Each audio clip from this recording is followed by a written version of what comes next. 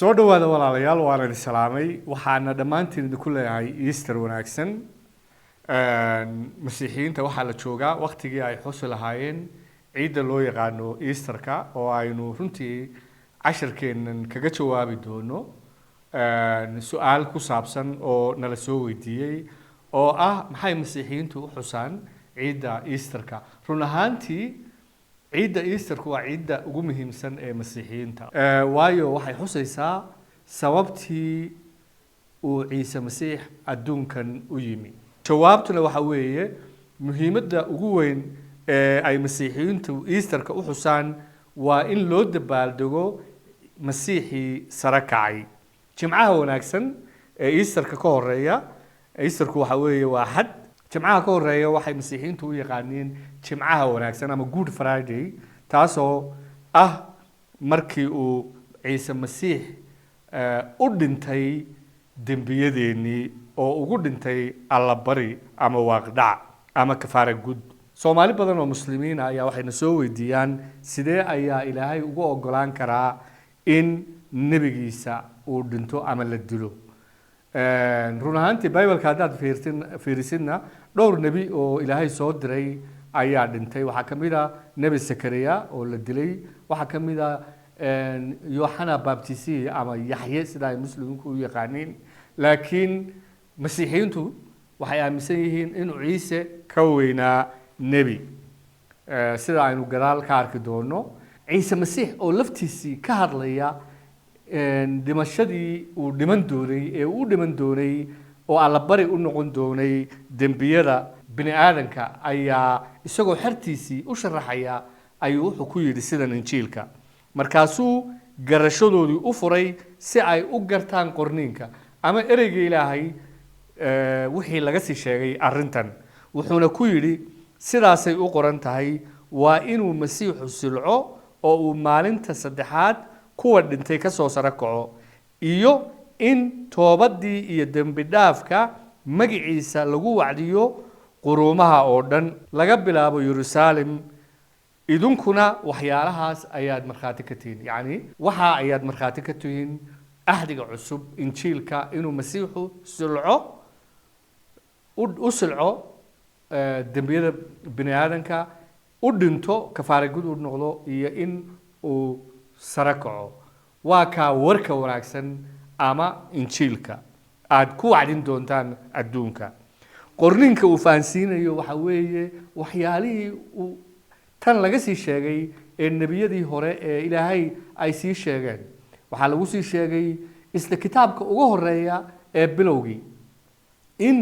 mid ka dhalan doona markii uu aadan iyo xaawo shaydaanku ka adkaaday ee dembigii uu kaga adkaaday jannada laga soo tuuray Ilaahay wuxuu isla markiiba ballan qaaday in mid ka dhalan doona haweeneyda oo ah Ciise Masiix uu shaydaanka ka adkaan doono oo uu dib u soo celin doono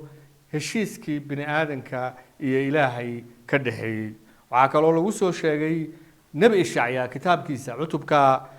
53 nabi Ishacya oo 700 oo sano Ciise Masiix hortiisa ahaa ayaa isna ka sii waxyooday waxa lagaga sii waxyooday sabuuradii nabi Daawud oo 1000 sano ka hor Ciise Masiix joogay Ciise Masiix oo ka hadlaya dhimashadiisa ayaa wuxuu injiilka ku yidhi ninna igama qaado naftiisu ka hadlaya ninna igama qaado laakiin anaa iska bixiya waxaan leeyahay amaraan ku bixiyo waxaan leeyahay amaraan haddana ku soo qaato amarkanna waxaan ka helay Ilaahay walaalayaal dhimashada iyo sare kicidda Ciise Masiix waxay ina tusaysaa inuu Ciise Masiix ka adkaaday shaydaanka iyo dembigiisa iyo dhimashadiisa Bible-ku isla xidhiidhiya waxaas oo dhan dhimashada iyo dembiga iyo shaydaanku way isku xiran yihiin waxaas oo dhan shaydaanka ayay ka yimaadeen waxay kaloo sare kicidii Ciise Masiix ina tusaysaa hubaal inaynu maalin maalmaha kamida inaguna sare kici doono sare kicidii Ciise Masiix kaliya ayaa ah hubaasha iyo rajada loo hayo inay bini aadanku maalin sare kici doonaan ereyga Ilaahay wuxuu walaalayaal ina barayaa inuu Ilaahay abuuray adduun aan dembi lahayn oo uu ku dhex abuuray nin iyo xaaskiisa bilaa dembi ah laakiinse aadan iyo xaawa halkii ay Ilaahay ka adeeci lahaayeen waxay dhageysteen beentii shaydaanka oo waxay galeen dembi ilaa iyo berigaa dembigu wuxuu saameeyey oo cudur ku noqday bini aadanka ereyga ilaahay waxaa ku qoran dhammaan way wada dembaabeen oo gaari waayeen ammaanta ilaah dhammaan way wada dembaabeen oo waxay samayn kari waayeen ama gaari waayeen ama ka soo bixi waayeen wixii uu ilaahay iyaga ka rabay inay sameeyaan walaalayaal ma jiro qof bini aadana oo maanta odhan kara dembi ma lehi xataa nebiyadii ilaahay soo diray waxay ahaayeen bini aadan inagoo kale ah oo dembi geli kara oo aan ka ahayn ciise masiix oo runtii ka weynaa nebi ka weynaa oo ahaa ruuxa ilaahay iyo ereyga ilaahay markii ay aadan iyo xaawo dembaabeen waxay is arkeen baa baybalka ku qoran iyagoo qaawan ogow markii ayna dembaabin ay jannada joogeen weli way qaawanaayeen oo dhar may xidhnayn laakiinse maadaama aan dembi jirin ceeb may dareemayn dembiga iyaga iyo ilaahay keliya muu kala dheerayn laakiinse dembigu wuxuu keenay dareenka ceebta wuxuu keenay dareenka cawrada wuxuu keenay dareenka qoomamada waxay isku dayeen baa baybalka ku qoran inay ilaahay iska qariyaan ilaahay oo markii hore aanay dembiga lahayn ay toos ula hadli jireen oo ay toos xidhiidh fiican oo foolka foola ama shakhsiya ula lahaayeen ayay hadda waxay isku dayeen inay ilaahay ka dhuntaan waxay isku dayeen oo kale inay qaawanaantoodii iyo cawradoodii iyo dembigoodii ay caleemo intay soo goostaan geedaha ay isku daboolaan oo cawradooda ku qariyaan laakiinse walaalayaal dadaalkaa isku dayeen inay cawradoodii iyo dembigoodii iyo ceebtoodii qariyaan ilaahay muu aqbalin sida ereyga ilaahay qorayana ma jiro wax aynu bini aadan ahaan ama dadaal aynu bini aadan ahaan samayn karno oo inaga shakhsi ahaan inaga iman kara oo aynu ku dabooli karno dembigeenna aynu ilaahay ka galnay rajadeenna keliya waxay ka iman kartaa ilaahay oo inoo sameeya waddo aynu dembiga kaga toobad keeni karno isaga ugu soo noqon karno oo uu raalli inagaga noqon karo ma jiro sadaqa aad bixin karto ma jiro xaj aad tegi kartid ma jiro salaado aad tukan kartid oo aynu lafahaanteenna dembiga iskaga soo gudi karno ereyga ilaahay isagoo dadaal diimeedkeenna shakhsiyanka ah ee bini aadan ahaan aynu la nimaadno ayaa ereyga ilaahay wuxuu odhanayaa kulligayo waxaanu noqonnay sida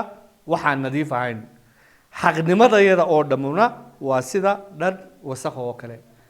yacni xaqnimada dadaalka diimeedka aynu la nimaadno oo dhan haddaan ilaahay aanay waddadiisa qaabilsanayn waa bilaa macno weeye ereyga ilaahay walaalayaal waxaa ku qoran in ay dadaalkii ay isku dayeen inay cawradooda ku daboolaan iyo dembigooda caleemo geedo uusan ilaahay aqbalin ilaa iyo haddana dadaal aynu inagu la nimaadno oo ay diimeed oo aynu ilaahay hortiisa raallaansho kagama kasban karno maxaa ilaahay sameeyey ereyga ilaahay waxaa ku qoran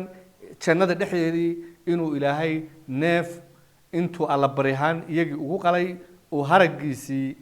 uu ku daboolay cawradoodii waa markii ugu horreysay neef xoolo ah uu galo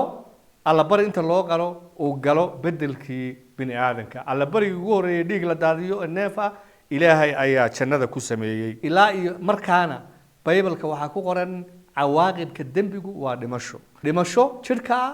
dhimasho abadiyana ama naar iyo silic ilaahay dembigiisaa kagama hadhin laakiinse aakhirkii ilaahay aadan iyo xaawa dembigoodii daraaddeed wuxuu ka soo saaray jannadii iyaga iyo farcankoodiiba soomaalidu waxay ku mahmaadaa wixii xunba xaawaale laakiinse marka baybalka la akhriyo ama sida ereyga ilaahay sheegayo mas-uuliyadda dembiga ilaahay wuxuu saaray inkastoo labadoodiiba dembi galeen aadan ayaa mar kasta loo tiriyaa dembiga waayo aadan baa ka mas-uul ahaa xaawo ogow in ilaahay markii hore uu abuuray aadan laakiinse markii dambe uu arkay baybalka ay ku qoran tahay ilaahay wuxuu arkay ninkii inuu keligii yahay sidaa daraaddeed wuxuu u abuuray lamaane mid isaga caawisa sidaa daraaddeed ereyga ilaahay markasta mas-uuliyadda wuxuu saaraa aadan ayuu saaraa allabarigii xoolaha ee la qalayay halkaa kuma dhammaan laakiin markii bini aadanku debadda loo soo saaray ee adduunka ay yimaadeen waxa weeye jannada laga soo saaray qaynuunadii uu reer binu israa'iil tooreeddii ku siiyey waxaad ka arkaysaa inay dadku marka ay toobad keenayaan oo ilaahay u toobad keenayaan ay bixin jireen alla bariyo xoolo aan iin lahayn xoolaha dhimanaya ee la qalayo ayaa waxay gelayeen booskii qofka bini aadanka ee toobad keenaya bedelkiisii oo halkii uu qofka bini aadanka ay ka dhiman lahaa dembigiisa waxaa bedelkiisii u dhimanaya xoolaha neefka la qalayo ee dhiigga laga daadinayo ereyga ilaahay waxaa ku qoran inta badan wax walba waxaa lagu nadiifiyaa dhiig sida sharcigu leeyahay ama ereyga ilaahay leeyahay oo dhiig daadin la'aan dembi dhaaf ma jiro ayaa waxay ku qoran tahay kitaabka cibraaniyadda laakiinse walaalayaal xoolahaasi miyay soo gudi kareen alla baryadii dembiga si kama dambaysa oo buuxda ereyga ilaahay waxaa ku qoran ma suurtoodo in dibiyo iyo orgiyo dhiigoodu dembiye qaado waayo ereyga ilaahay waxaa ku qoran bini aadanka iyo xooluhu isuma dhigmaan